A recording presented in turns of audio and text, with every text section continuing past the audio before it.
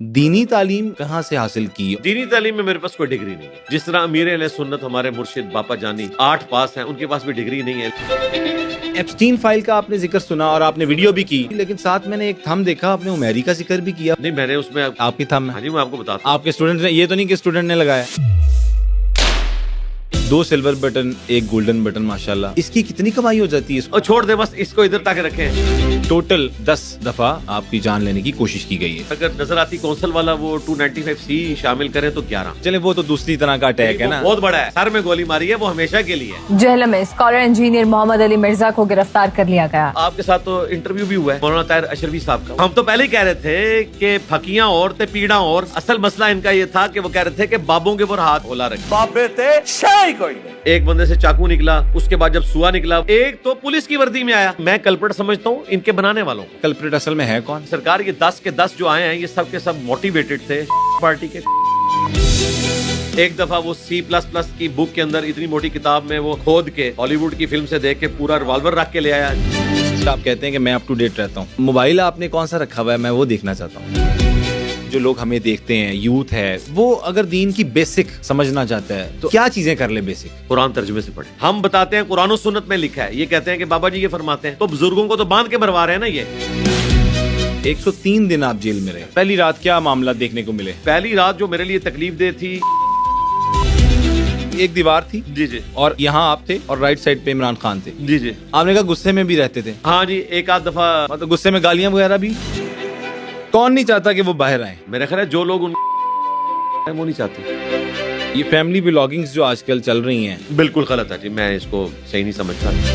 میاں بیوی کا روزہ میں کس حد تک انٹیمیسی جائز ہے؟ اس دواجی تعلق قائم کرنے سے روزہ ٹوٹ جائے گا، لیکن کوئی شخص دربار پہ جانے کی کوئی گنجائش ہے؟ دم تعویذ کروانا صحیح؟ جی دربار پہ آپ جا سکتے ہیں. وہاں جا کے بابا جی کے لیے دعا کریں کہ اللہ تعالیٰ ان کے چھوٹے بڑے گناہ معاف کر دیں. بسم اللہ الرحمن الرحیم. السلام علیکم. آپ دیکھ رہے ہیں عبدالحی صدیق. خصوصاً آج کا ایکسکلوسیو پوڈ کاسٹ ہم جہلم میں ریکارڈ کر رہے ہیں اور آج ہم یہاں پر پہنچے تھے روزے کی حالت میں. یہاں پر ہم نے عصر بھی پڑھی، مغرب بھی پڑھی اور پھر عشاء پڑھنے کا بھی موقع ملا. اور جن کی امامت میں پڑھی وہ آج میرے سامنے وراجمان ہیں. آج ان کی زندگی کے وہ پہلو ڈسکس کرنے جائیں گے جو آج سے پہلے انہوں نے شاید کبھی نہ کیے ہوں، اور کوشش کریں گے کہ یہ ہر سوال کا اسی طرح جواب دیں جس طرح دبنگ سٹائل ہے اور سوشل میڈیا پہ جس طرح یہ ٹرینڈنگ رہتے ہیں. خصوصاً آج کل دیکھا ہوگا آپ نے 295C کے بعد یہ سارے معاملات کس طرح سے اجاگر ہوئے، اور یہ پہلے انجینئر صاحب ہیں جو کہ اس میں بری ہوئے ہیں. خصوصاً اس کیس میں اس سے پہلے بہت سے کیسز چل رہے ہیں جس کا ذکر انہوں نے بھی بار بار مین اسٹریم میڈیا اور خصوصاً ڈیجیٹل میڈیا پلیٹ فارمز پہ کیا ہے. ان سے اور بھی مختلف پہلو اور رمضان المبارک کے متعلق بھی بہت سی اس طرح کی جو سوال آپ لوگوں کے دماغوں میں ہوتے ہیں وہ بھی پوچھنے کی کوشش کریں گے، اور یہ پوچھنے کی کوشش کریں گے کہ یہ جیل سے آنے کے بعد جو تھوڑا سا پولیٹیکل ایک اینگل چل رہا ہے وہ کیوں چل رہا ہے، اس کے اوپر بھی سوال کیے جائیں گے. اور بھی مختلف پہلو آج کے اس ایکسکلوسیو قسم کے پوڈ کاسٹ میں ہم پوچھیں گے. سب سے پہلے تو میں شکریہ ادا کرنا چاہوں گا انجینئر محمد علی مرزا صاحب ہمارے سامنے تشریف رکھے ہوئے ہیں. السلام علیکم. وعلیکم السلام ورحمۃ اللہ وبرکاتہ. ولا حول ولا قوۃ الا باللہ. اللہم صلی علی محمد وعلی آل محمد. رب اشرح لی صدری ویسر لی امری واحلل عقدۃ من لسانی یفقہوا قولی. عبدالحی بھائی آپ کو جہلم اکیڈمی میں ویلکم. سر جزاک اللہ، اور آپ نے ٹائم دیا اس کے لیے بھی جزاک اللہ. ہم ایک عرصے سے تگدو میں تھے کہ آپ سے وقت ملے اور آپ کے ساتھ بیٹھنے کا موقع ملے، وہ آج ملنا تھا اور لکھا اس طرح ہوا تھا. جی اچھا جی صاحب، سب سے پہلے تو میں شروع کروں گا اس چیز سے کہ پاکستان میں آپ کو سبھی جانتے ہیں، وہ کوئی اسلام کو فالو پراپر کرتا ہے یا نہیں کرتا، لیکن آپ کے نام سے واقف ہیں. لیکن 0.1% جو لوگ ہیں جو یہ نہیں جانتے ہیں انجینئر محمد علی مرزا صاحب کون ہیں. میں بڑی کم شرح بتا رہا ہوں. جی ان کے لیے اگر 30 سیکنڈ کے اندر آپ ایکسپلین کر سکیں کہ آپ کون ہیں اور آپ کا کام کیا ہے تو انہیں بھی پتہ چل جائے گا. میرا کام یہ ہے کہ میں نے مسلمانوں کو بکش مسلمان بنانا ہے، قرآن و سنت کے ساتھ جوڑنا ہے. جو ایک ٹریڈیشنل اسلام ہے جس میں فرقوں کے بزرگوں کو اتھارٹی مانا جاتا ہے، اس سے ہٹا کر اس شخص کو اتھارٹی مانا جائے جس کی قبر مدینے میں ہے صلی اللہ علیہ وسلم. وہ ہمارے واحد امام ہے، باقی سب ان کے فالوور ہیں. تو میں مسلمانوں کو بکش مسلمان بنانا چاہتا ہوں، وہ اپنی کتابوں کے ساتھ جڑیں. بالکل ٹھیک. اسی لیے یہ میں نے عرض کیا ہے کہ مرنے سے پہلے اے مسلمان کر لے اس میں غور، کتابوں کا خدا اور ہے، بابوں کا خدا اور. اگرچہ بابے بھی اسی خدا رسول کے ماننے والے تھے، لیکن جو کتاب و سنت نے ہمیں اللہ کا تعارف کروایا، اس کے پروفٹ کا تعارف کروایا، وہ الگ سے ہے، اور جو فرقوں کے بزرگوں نے تعارف کروایا بیچ میں ملاوٹ کر کے، وہ الگ سے ہے. تو اس کے لیے میں نے آج کل ایک ماڈرن ٹرم ڈیوائز کی ہے کہ میں اسلام کی اس ہسٹری میں مارٹن لوتھر پلس ہوں. اچھا. جس طرح مارٹن لوتھر نے 15ویں صدی عیسوی کے اندر اور پھر 16ویں کے آغاز کے اندر 95 پوائنٹس لکھ کر مختلف چرچز کے باہر لٹکا دیے، اور کیتھولک کا قبضہ تھا اس وقت، پوپ کا قبضہ تھا دنیا پہ، اور پوپ جو ہے وہ پیسے لے کر جنت کے ٹکٹ بانٹتا تھا، اور لوگ یہ سمجھتے تھے کہ خدا تک پہنچنے کے لیے ہمیں پوپ کی ضرورت ہے. اس بندے نے بتایا کہ نہیں، انجیل کہتی ہے، بائبل کہتی ہے کہ آپ اپنے خدا کے ساتھ ڈائریکٹ تعلق قائم کر سکتے ہیں، مولویوں کو بیچ میں سے نکالیں. اور یہ اس کی کوشش تھی کہ آج پوپ جو ہے وہ ویٹیکن سٹی میں اکیلا بیٹھا ہوا ہے، سینریز دیکھ رہا ہوتا ہے. بالکل ٹھیک. مطلب وہ ایک کلیریفائی ہو گئی ایک چیز کہ آپ کا تعلق ڈائریکٹ اللہ تعالیٰ سے ہے. جی. یہ آپ نے بڑے اچھے طریقے سے ایکسپلین کیا، جو لوگ نہیں جانتے تھے، خصوصاً پاکستان میں تو انجینئر صاحب کو سبھی جانتے ہیں. یہ سب بچپن سے شروع کرتے ہیں. میں کوشش کرتا ہوں کہ تھوڑا سا ایپیسوڈ وائز ہم آگے چلتے رہیں گے اور سارے سلسلے کو لے کے چلتے رہیں گے، ایکسکلوسیو قسم کے پوڈ کاسٹ کو. بچپن میں انجینئر محمد علی مرزا صاحب کو پتا تھا کہ وہ آج یہ کام کر رہے ہوں گے؟ نہیں، بالکل نہیں. اور والدین کا کیا کردار تھا اس کردار میں جو آپ آج ہمارے سامنے بیٹھے ہوئے ہیں اور دنیا جس نام سے آپ کو جانتی ہے اور جس کام سے آپ کو جانتی ہے؟ دیکھیں، والدین کا اس حد تک تو کردار ہے کہ ایک مذہبی ماحول ملا، بس اس سے زیادہ نہیں. جس طرح آج کل کے والدین یہ چاہتے ہیں کہ ہمارا بچہ بس زیادہ سے زیادہ نماز پڑھے، اس سے آگے مولویوں میں نہ گھسے، تو میرے ماں باپ بھی یہی چاہتے تھے. لیکن میں ایک باغی انسان تھا، اور جو چیز میں کنوکشن کے ساتھ قبول کر لیتا تھا اس میں آگے بڑھتا چلا گیا. اور دینی ماحول مجھے بچپن میں مل گیا دعوت اسلامی کی شکل میں. باپا جانی کی جماعت جو کراچی میں جن کا مرکز موجود ہے، جی، تو اسکول لائف میں میں ان کے ساتھ اٹیچ ہو گیا. اچھا. کالج لائف میں بھی یونیورسٹی سے فارغ ہونے تک میں گرین پگڑی باندھتا تھا. اچھا. اور پھر فارغ ہونے کے بعد میں نے کتاب و سنت کو پڑھنا شروع کیا، اور 2008 آنورڈ میں نے پھر جو کچھ سمجھا اپنی زندگی میں اس کو ریکارڈنگ میں لانا شروع کر دیا. بالکل ٹھیک. ابھی آپ کی عمر کیا ہے؟ 48 پلس ہو چکی ہے. ٹھیک ہے. اور شروع آپ نے مطلب وہ پاپا جانی سے سٹارٹ کیا؟ جی. اس وقت میری عمر جو ہے وہ ہارڈلی آپ سمجھ لیں 15-16 سال ہوگی. 15-16 سال کی عمر میں آپ نے دین کی تعلیم حاصل کرنی شروع کر دی. اچھا، پھر شفٹ جو سنت کی بکس آپ نے فالو کرنی شروع کی، وہ کہاں سے آپ کو خیال آیا، یا کوئی مینٹور مل گیا کہ یار یہ والے جو راستے پہ چل رہے ہو یہ صحیح نہیں، یہ غلط ہے؟ ہم کسی کو نہیں کہہ رہے صحیح غلط، لیکن کوئی آپ کو بتایا تو ہوگا نا کہ یار یہ علی یہ جو چیز آپ فالو کر رہے ہو یہ ٹھیک نہیں ہے، یا اس پہ ریسرچ کرو، یا خود سے ایک بندہ ریسرچ کرنے لگ جاتا ہے؟ نہیں، اس طرف کسی نے لگایا تو نہیں تھا، خود ہی لگاؤں کتابوں کی وجہ سے. آہستہ آہستہ کتابیں پڑھی ہیں، دماغ کھلتا چلا گیا. اور اس میں سب سے پہلے جو دماغ کھولنے والی پرسنالٹی تھی بکس کے پوائنٹ آف ویو سے، وہ غلام سود سعیدی صاحب تھے. کراچی میں مفتی منیب صاحب کے مدرسے میں وہ شیخ الحدیث تھے. انہوں نے شرح صحیح مسلم لکھی 7 جلدوں پہ، وہ میں نے پڑھی. اور اس میں میں نے کئی جگہ دیکھا کہ انہوں نے اپنے فرقے کے جو بزرگ ہیں احمد رضا بریلوی صاحب، ان سے بھی اختلاف کیا. تو اس سے میرا تھوڑا دماغ کھلا اس حوالے سے کہ آپ اختلاف کر سکتے ہیں. ٹھیک. پھر صحیح بخاری میں نے شرح کے ساتھ پڑھی اپنے بریلوی مکتب کی. اور جو ٹرننگ پوائنٹ ہے بڑے لیول پہ وہ 2007 میں آیا، جب میں نے قرآن پاک کو پری ڈیٹرمنٹ رزلٹس کے بغیر پڑھنا شروع کیا. اور پھر اس کے بعد ڈاکٹر سراج صاحب بھی میری زندگی میں آئے، پیر نصیر الدین صاحب بھی آ گئے، اور پھر شیخ زبیر لزئی صاحب رحمہ اللہ آئے.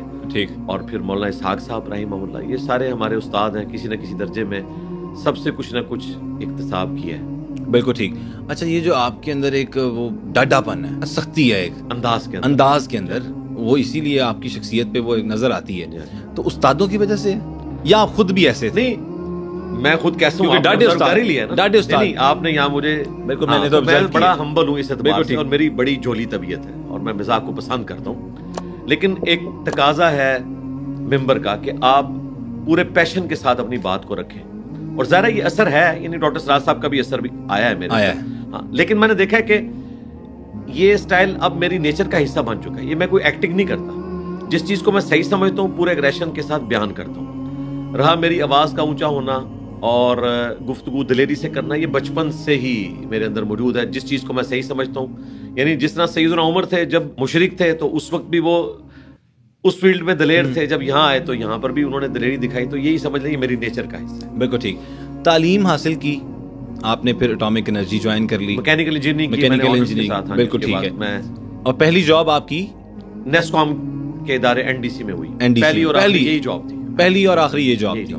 اس سے پہلے آپ نے کوئی کام نہیں کیا, مطلب یہ ہوتا ہے نا کہ بندہ کچھ بھی ذریعہ معاش کے لیے کرتا رہتا ہے کہ یار میں یہ کسی جگہ پہ چھوٹی جاب کر لوں کہ میں اپنا معاملہ چلا لوں, پاکٹ منی نکل آئے, کوئی ایسا سلسلہ نہیں, گھر سے پیسے ملتے تھے؟ ہاں جی, وہ اتنا عرصہ تو میں فارغ رہا ہی نہیں ہونا. اچھا, فارغ رہی نہیں. اور تعلیم کے ساتھ ساتھ یہ معاملات آپ چلتے رہے, اور پھر جاب ہو گئی. جاب کیسے ملی؟ جاب ظاہر ہے میرٹ کے اوپر ملی. ڈیفینس کی جو آرگنائزیشنز ہیں اس وقت تو بہت زیادہ بھرتیاں ہو رہی تھی. تو 17 ستمبر 2001 کو پبلک نوٹس آیا تھا اخبار کے اندر, تو میں نے بھی اپلائی کر دیا. اور ہمیں پتا تھا کہ جب اس طریقے سے نوٹس آتا ہے تو یہ ہماری ڈیفینس آرگنائزیشنز ہوتی ہیں. تو اس میں آلموسٹ کوئی 1000 کے قریب لوگ ہوں گے جو ٹیسٹ دینے والے تھے. ٹھیک ہے. اور کوئی 40 کے قریب لوگ ہوں گے جن کا انٹرویو ہوا جو ٹاپ کے تھے. میں کوئی تیسرے چوتھے نمبر پہ تھا. ماشاءاللہ سلیکشن ہو گئی تھی الحمدللہ. اور پہلی سیلری کیا لگی آپ کی اس وقت؟ جو میری پہلی سیلری تھی, میری جوائننگ تھی 6 فروری 2002. ٹھیک ہے. مشرف پہلی جی ہاں جی, شرف صاحب آ چکے تھے, حکمران تھے. بالکل ٹھیک. اور انہی کے دور میں غوری میزائل کا ٹیسٹ بھی ہوا تھا ٹیلا جوگیاں سے. اس میں میں بھی شامل تھا اس ٹیم کے اندر. اچھا. جو اس کے اندر انوالو تھے. تو اس وقت سیلری تھی آلموسٹ 12,000 میں. 12,000 سے شروعات ہوئی. اور جب اینڈ ہوا 2017 میں تو آلموسٹ کوئی 1.5 لاکھ کا پیکیج تھا. اچھا, 1.5 لاکھ کا ماشاءاللہ پیکیج. اور یہ 2017 میں آپ کی, آپ نے ارلی ریٹائرمنٹ لے لی؟ نہیں, وہ ظاہر ہے میرے ساتھ ایک ایشو اس طرح کا اٹیچ ہو گیا کہ رپورٹنگ غلط ہوئی, کوئی جہادی تنظیم کے ساتھ جوڑ دیا. اور پھر آپ کو پتا ہے ہمارے جو فوج کا ادارہ ہے ان کے دکان ویسے ہی کچے ہیں. اور کرتے کرتے پھر یہ 4 سال لگے. میں کورٹ میں بھی گیا لیکن کوئی سنوائی نہیں ہوئی. پھر الٹیمیٹلی میں نے خود ہی ریٹائرمنٹ لے لی. آپ نے کہا میں, ظاہر ہے اس کی وجہ یہ ہے کہ پھر تو اللہ تعالیٰ نے اس کام کے لیے مبوس کر دیا. مبوس سے مراد ہے اٹھایا. جی. تو میں نے کہا چلیں اب تو یہاں تو شاید آج تک وہ کیس چل رہے ہیں جو ہمارے ساتھ کے لوگ ہیں, کوئی فیصلہ نہیں ہوا ابھی تک. 2017 ریٹائرمنٹ وہ دے رہے تھے. تو میں نے پھر کہا کہ کوئی ساتھ پلاٹ بھی مل رہا تھا, کوئی گاڑیاں بھی دے رہے تھے, اس طرح کا معاملہ بھی تھا. آپ دیکھیں 1.5 لاکھ تنخواہ تھی اور پہلی جو پینشن تھی وہ تقریباً 28,000 کے قریب 2017 کے حساب سے. میں نے فائنل جو یعنی ان کے ساتھ ہوا تو وہ اکتوبر 2021 کے اندر جا کے میں نے یعنی آفیشیل ریزائن کیا, آفیشیلی یعنی ایکسیپٹنس دے دی. اس سے پہلے آپ کی سیلری 40,000 تھی, لگی جو تھی 2017 میں وہ 28 کے قریب تھی. وہ پھر مجھے ایریئرز مل گئے. 2021 تک آپ کو سیلری آتی تھی؟ نہیں, کچھ بھی نہیں آیا. وہ اکٹھے ایریئرز مل گئے. وہ آپ کو ٹوٹل اماؤنٹ مل گئی. اور ریٹائرمنٹ کے اوپر بھی جو ملتا ہے وہ مل گیا. اس میں سے میں نے ایک پلاٹ ملا, وہ آپ نے ذکر کیا, میں نے وائف کو گفٹ کیا. وہ آپ نے, اور کچھ پیسوں کے میں نے سولر لگوا لیا اپنے گھر کے اوپر. یہ 2 چیزیں آپ نے کی. اس کے علاوہ آپ کا اور کوئی معاملہ نہیں تھا؟ اس دوران کوئی پراپرٹی نہیں بنائی؟ پراپرٹی تو میری جاب کے دوران ایک اسلام آباد میں گھر میں نے بنایا تھا. وہ کتنے مرلے کا تھا؟ وہ آلموسٹ کوئی 8 مرلے کا. 8 مرلے کا گھر تھا. ایک 8 مرلے کا گھر ہو گیا. پھر یہ اکیڈمی جو ہے جہاں ہم بیٹھے ہیں, یہ تو کرائے پہ جگہ ہے. یہ کرائے پہ جگہ ہے. اس کا کرایہ کتنا ہے اپروکسیمیٹلی؟ کرایہ میرے خیال ہم نہ ہی بتائیں تو بہتر ہے. اچھا کم ہے؟ نہیں, اچھا خاصا زیادہ ہے. کتنا اپروکسیمیٹلی اندازن ہوگا؟ دیکھ لیں یعنی آلموسٹ یہ بجلی کا اور یہ سارا خرچہ ملا کے 1 لاکھ سے اوپر ہی چلا جاتا ہے. 1 لاکھ سے اوپر چلا جاتا ہے. اچھا, آپ کا ذریعہ معاش آپ نے اکثر انٹرویوز میں بتایا, میں وہ دوبارہ نہیں پوچھنا چاہتا. آپ نے کہا کہ میرا یہی معاملہ ہے, مجھے جو پینشن آتی ہے اور اس کے علاوہ کرایہ آتا ہے. یہی 2 چیزیں ہیں. اور جوائنٹ فیملی سسٹم بھی ہے. جوائنٹ فیملی سسٹم تو آپ رہ رہے ہیں نا, ظاہر ہے اپنے والدین کے ساتھ. اپنے والدین کے ساتھ رہ رہے ہیں, وہ تو ٹھیک ہے, بڑی اچھی بات ہے. یہ تو میرے بھائی بھی خرچہ بھیجتے ہیں نا. اچھا, بھائی بھی خرچہ بھیجتے ہیں نا گھر میں, تو ظاہر ہے کمبائنڈ ہو جاتا ہے. تو وہ چل رہا ہے سلسلہ چل رہا ہے الحمدللہ. اللہ اسی طرح چلاتا رہے. لیکن یہ اکیڈمی کے خرچے, اخراجات, بل, معاملات, ملنا ملانا, کھانا, نان نفقہ, اور پھر آپ نے ایک انٹرویو میں کہا کہ میرے ساتھ 50-60 اسٹوڈنٹس بھی ہوتے ہیں, والنٹیئرلی ہیں. پھر سیکیورٹی بھی آپ کے ساتھ ادھر ہوتی ہے, والنٹیئر ہے. اور پھر ایک چیکنگ کا بھی آپ نے ذکر کیا کہ ہماری کیوں نہیں کی آپ لوگوں نے چیکنگ؟ ان سے پوچھوں گا کیوں نہیں کی ہوگی. کی ہے مطلب میری چیکنگ نہیں ہوئی. میں سیریس کروا دیتے ہیں اس کے بعد. آپ کو بھی اس تلخ تجربے سے